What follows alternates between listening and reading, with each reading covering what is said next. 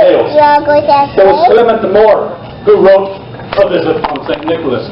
You all know the story. You say it with me. Was the night before Christmas, and all through the house, not a creature was stirring, not even a mouse. Now, mice are not, and the creature is already unbelievable.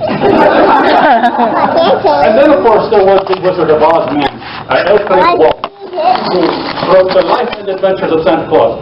And he had me born as Nico, which is very close, in one of the Oz countries. Which means, of course, that the Wizard of Oz is real, and not even Santa Claus believes in this. And then there were the images of me, which I've tended to adopt because it's what you expect, you know. You've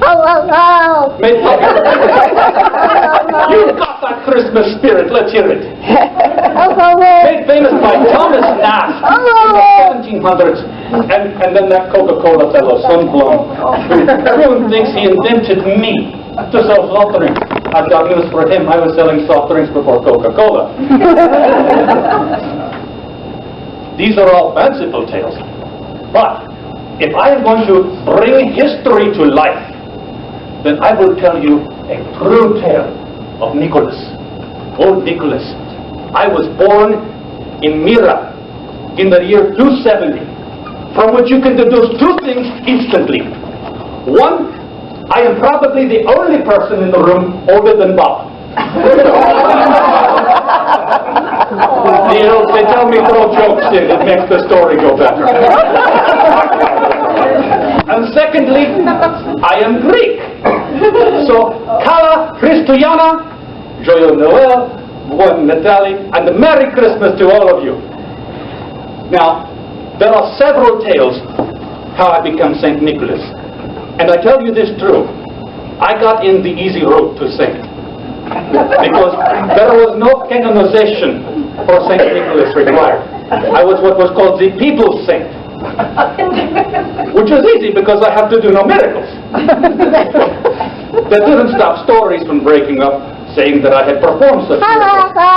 There were stories like the multiplication of wheat that was on a boat that I convinced them to give me some up to give to the hungry people, and when they got to where they were going, there was no wheat missing.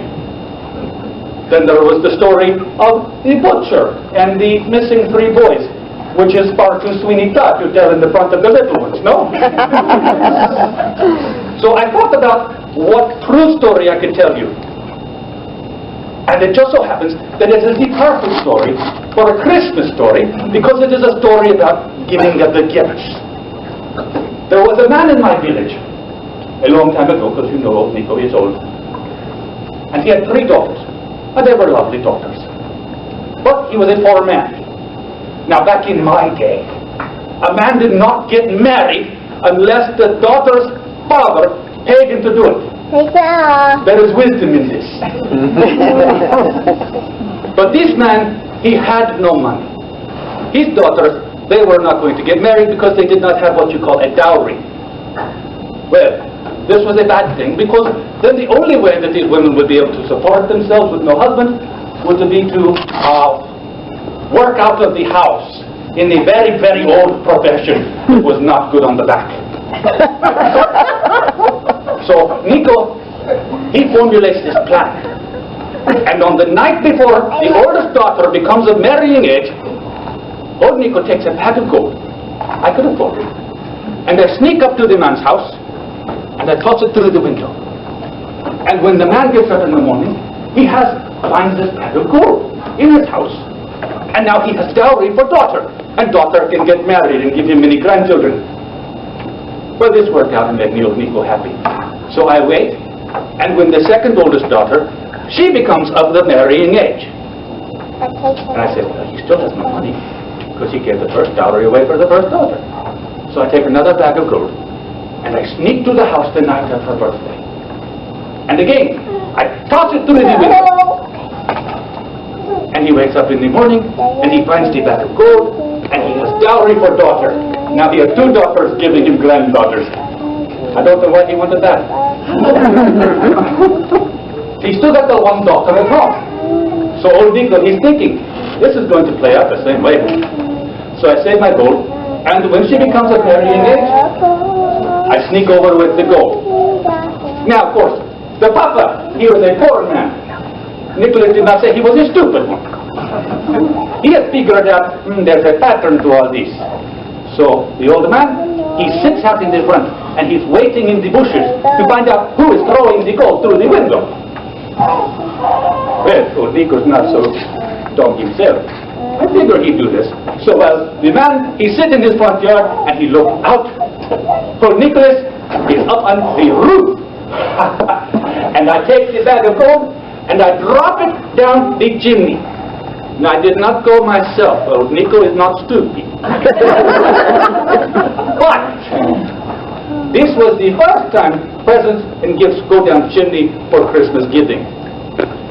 And, as luck would have it, the youngest daughter had hung her stockings on in the fireplace over the embers to dry them out because she had washed them because she was a very clean girl. And the bag of gold, it fell right in the stocking. Which is why now, every year at Christmas time for old Nico, people hang up the stockings at their fireplace and they put gifts in them. I hope you're not expecting bags of gold. I don't do that anymore. But I put toys. It makes the kids happy. And this is a true story. I verify this with seminarians because I'm old. I don't remember things that happened to me that long ago. So I'm assured that this truly is something that I did do. And it makes me happy to come here today, to stand in front of all of you happy people, preparing for Christmas dinners and holiday dinners, and having dinners here without me, to tell you my story, so that you can tell others, and that you can tell an original story of why Santa Claus, or St. Nicholas, became associated with the Christmas story. A story which is far older than Nicholas, and far greater than Santa Claus. I thank you all for having me here today. Now, Toastmaster, I give the lecture back to you.